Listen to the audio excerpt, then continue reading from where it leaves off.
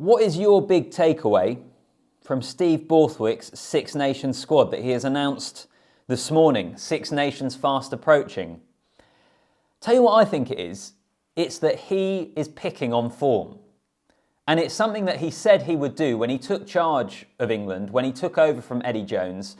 Borthwick said Premiership form would be rewarded, which actually isn't something we've been used to in terms of England selection. A big thing under Eddie Jones was that he often didn't reward form in the Premiership. He felt there was something about Test rugby, a step up, which meant even though players were often playing very well for their clubs, when he watched them, he didn't think that they were naturally international players, something that he got massively criticised for, and no doubt there's plenty of you that disagree with him on. I think Steve Borthwick is picking it on form.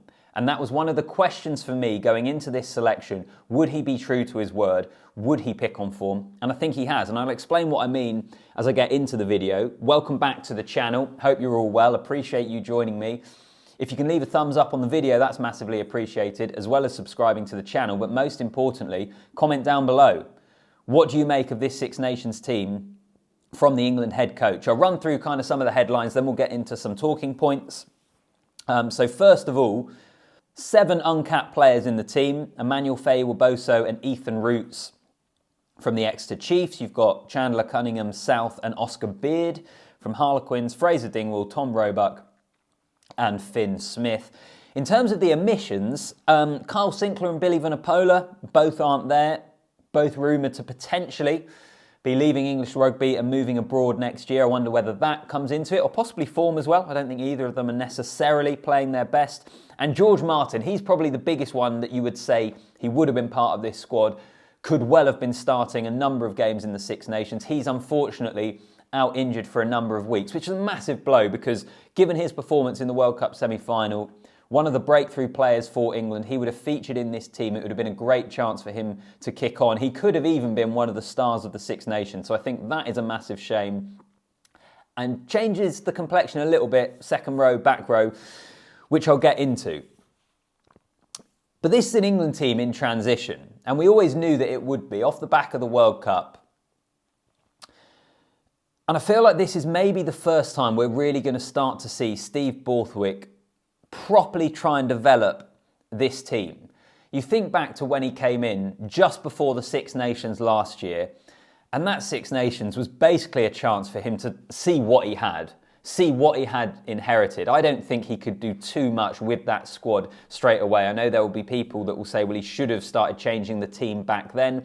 He didn't. I think he assessed then, and he put a plan in place that he felt would get England as far as possible in the World Cup. And it did almost come off. They almost pulled off an unbelievable performance and upset to beat South Africa. They fell short. They ended up finishing bronze. And even though a lot of the rugby we saw wasn't great, I think most people at the end of that World Cup would have said, well, maybe this is something for them to build upon. And I feel like that's where we are now. England have given themselves a platform, and this is now a squad that can build upon that in terms of the new players coming in. A chance to hopefully develop the attack, which even though England came third at the World Cup was still pretty blunt. Their inability to score tries was a massive frustration. The amount of kicking they did and the tactical kicking, the reliance on that was a massive frustration as well. Are those areas they can now properly develop? I hope so. I think Borthwick, to a degree, is always a conservative coach.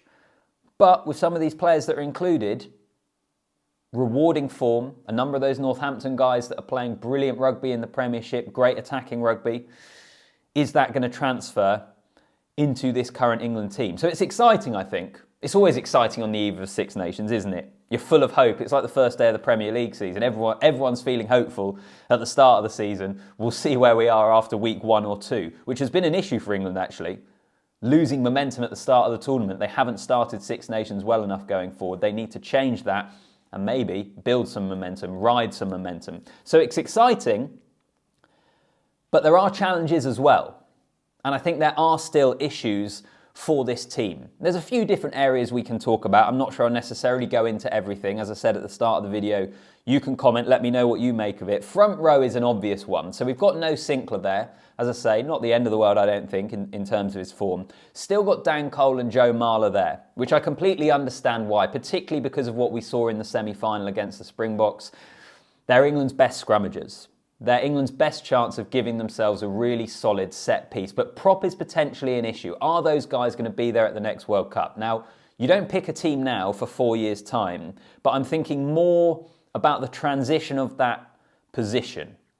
I love the fact that Beno Obano is back there. Boy, has he been unlucky with injury. He's had some horrific knee injuries, having been capped by England before, playing well in a really good Bath team at the moment. So I'm glad to see him there.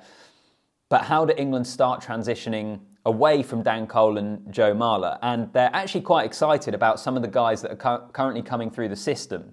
Asher Opoku-Forjaw is one name. There are others. He's playing at Sale, who's received quite a lot of attention this year, but still needs to develop. I think we'll probably see him for England A against Portugal A in that game that's coming up. I think there are players there. It's the intervening years of where England go in terms of that front row and who plays, what combination Steve Borthwick goes for, I think will be something to keep an eye on this Six Nations.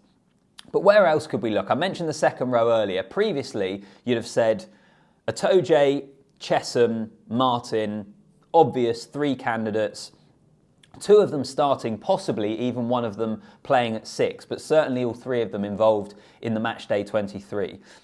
I wonder whether Martin's injury means it's going to be Itoje and Chessum in the second row, and therefore it maybe opens up a spot in the back row. So you've got Earl, who was exceptional at the World Cup. Chandler Cunningham-South is there. Tom Pearson is there. Ethan Root's interesting options, possibly in terms of a 6. Sam Underhill coming back in. He was awesome in that bronze medal match against Argentina. So him as a 7, or Ben Curry. What they do with that back row, given that Courtney's retired, Tom Curry is injured, is another area that I think there's some great options there for England. And I'm really intrigued to see if some of these players who we haven't seen at all at international rugby, or haven't seen much of at international rugby, whether they can step up and make that shirt their own, or certainly give some big competition for the likes of Tom Curry when he comes back in. So back row's interesting. I think a lot of questions I have is in regards to the back line. Scrum half's probably what we expected. You've got Danny Care there, Alex Mitchell and Ben Spencer. Alex Mitchell has that shirt at the moment. Ben Spencer has been exceptional for Bath. And then you've got the experience of Danny Care there as well. And then what do they do at fly half? No Owen Farrell. And that is a massive personality and influence on this England team that we no longer have. So George Ford is the obvious one to step up into those shoes and into the 10 jersey. But he has been battling with injury. You've got Marcus Smith and Finn Smith there. Marcus Smith, obviously, we know all about, and Finn Smith, who has been excellent for Northampton, young guy at fly half to start the season. Northampton currently the best team in the Premiership and going brilliantly in Europe as well. Is this an opportunity, with Farrell stepping away for the time being, maybe for longer if he does join Racing 92 and head to Paris? Is this the moment that a Marcus Smith or a Finn Smith fully get the keys to this England attack and stamp their print on it? Which I suppose leads us on back to what I referenced earlier of how much there is development in this England team and in the attack. How bold does Steve Borthwick go? How much is it still an arm wrestle tactical kicking game?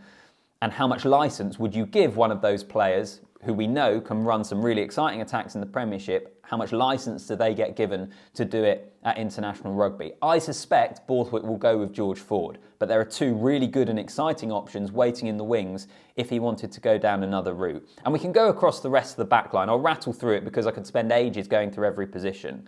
I think it's really intriguing that Dingwall is there, because that gives England an actual 12. 12 is an issue for England. Ollie Lawrence could play there, but he plays 13 for Bath and plays his best rugby at 13, which is the same as Henry Slade. So if you want to go for an actual 12, you've got Dingwall.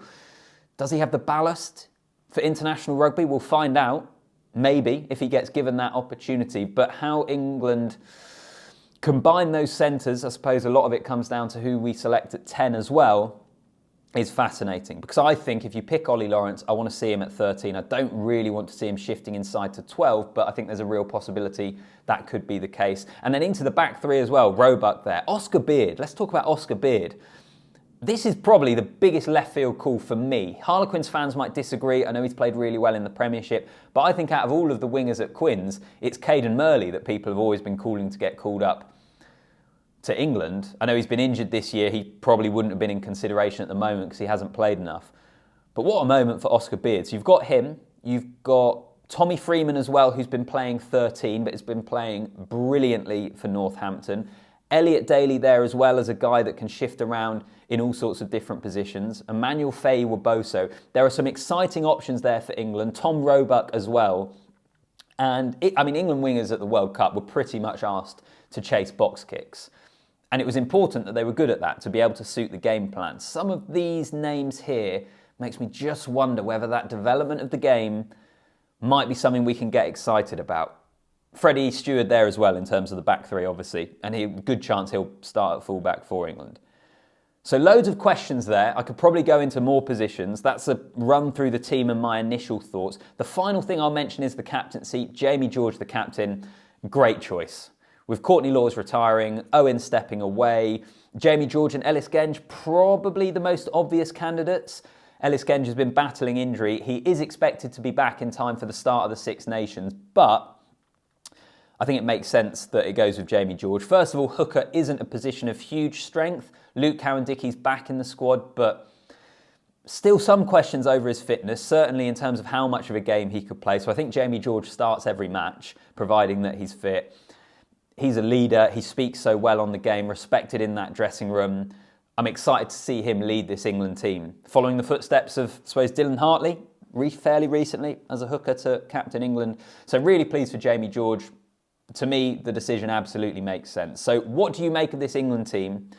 And what is your big takeaway? For me, it is Steve Borthwick is picking on form. Will that now mean that he will allow these players to play closer to a style we see them playing for their clubs and the form they display for their clubs? Or will the game plan still be a bit restrictive? We will wait and see. The Six Nations build-up is gearing up. It is almost here, people. So loads of content coming your way on the channel throughout the championship, in the build-up to it. Hit the subscribe button. If you enjoyed the video, if you've got to this point, 12 minutes in, then hit a thumbs up as well. It just gives it a little boost.